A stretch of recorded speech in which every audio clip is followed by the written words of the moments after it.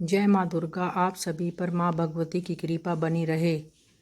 आज आषाढ़ मास के शुक्ल पक्ष की द्वितीय तिथि है और गुप्त नवरात्रि का दूसरा दिन है। दूसरे दिन माँ ब्रह्मचारिणी और माँ तारा की पूजा की जाती है। तो आज आप इस वीडियो में सुनेंगे महाविद्या, माँ तारा और ब्रह्मचारिणी की कथा। गुप्त नवरात्रि के दूसरे दिन माँ तारा की पूजा की जाती है। महाविद्या माँ तारा सभी कष्टों से मुक्ति दिलाती है। माँ की साधना पूर्ण रूप से अघोरी साधना होती है। माँ की साधना करने से मनुष्य को लौकिक सुख समृद्धि प्राप्त होती है। माँ तारा अपने सभी भक्तों की सभी कामनाएं पूर्ण करती है। इसके अलावा माँ धन से जुड़ी समस्याओं को भी हल करती है। पुराणों में बताया गया है कि भगवान शिव और महाविद्वान रावण ने भी माँ तारा की उपासना की थी। शास्त्रों में माँ तारा को 10 महाविद्याओं की दूसरी विद्या बताया गया है। ऐसा बताया गया है माँ का रूप माँ काली के समान होता है। यदि कोई व्यक्ति तांत्रिक शक्तियाँ प्राप्त करना चाहता है तो उसे इस दिन माँ तारा की विशेष साधना करनी चाहिए। माँ तारा की पूजा ज़्यादातर तांत्रिक, अघोरी और साधु करते हैं। माँ तारा के 3 स्वरूप हैं। माँ का अपना उग्र रूप धारण कर सभी भक्तों के कष्टों का हरण करती है और अपने भक्तों को मोक्ष प्रदान करती है। पहला रूप है माँ का उग्र रूप, जिसमें माँ उग्र ऊर्जा की वजह से विख्यात है। माँ तारा के उग्र रूप में तामसिक शक्तियाँ मौजूद है। ये अपने भक्तों की कठिन से कठिन परिस्थितियों में भी सहायता करती है।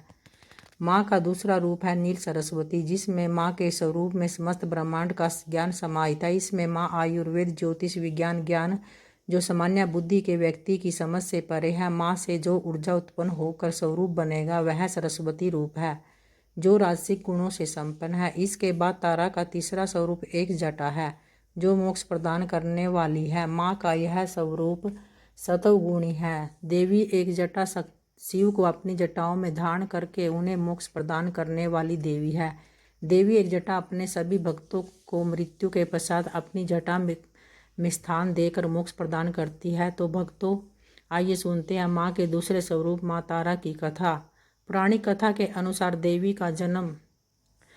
तारा का जन्म मेरू पर्वत के पश्चिम भाग में चोलना नदी के किनारे पर हुआ। उसी के अनुसार देवी तारा की उत्पत्ति तट पर हुई। हैग्रीव नाम के दैत्य के वध हेतु देवी महाकाली ने ही नीलवर्ण धारण किया था। फिर चैत्र शुक्ल अष्टमी तिथि में देवी तारा प्रकट हुई थी। इसी कारण यह तिथि तारा अष्टमी कहलाती है।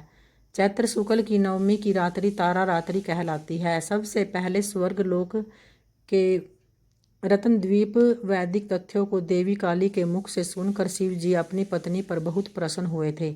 शिव शंकर ने माँ पार्वती को बताया कि आदिकाल में भयंकर रावण का विनाश किया, तब आपका यह स्वरूप तारा नाम से प्रसिद्ध हुआ। उस समय माँ का स्वरूप बहुत विकराल था। माँ का यह रूप देखकर सभी देवता भयभीत हो गए थे। वास्तव में भगवान राम की विध्वंसक शक्ति देवी तारा ही थी, जिन्होंने लंकापति रावण का वध किया था। तो ये थी भक्तों माँ तारा की कथा।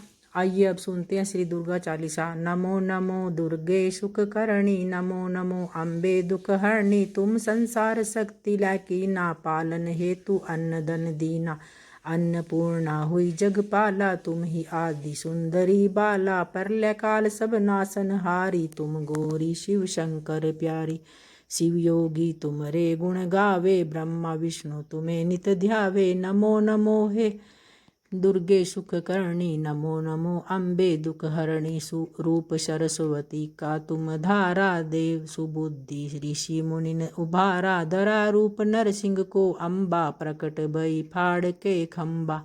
रक्षा कर प्रहलाद बचायो, हिरण्याक्ष को स्वर्ग पठायो। लक्ष्मी रूप धरो मातम माही, श्री नारायण अंग समाही। नमो नमो दुर्गे सुख करणी, नमो नमो अम्बे दुख हरणी। तुम संसार शक्ति लैकी ना, पालन हेतु अन्न धन हीना। जय माँ दुर्गा, जय माँ दुर्गा।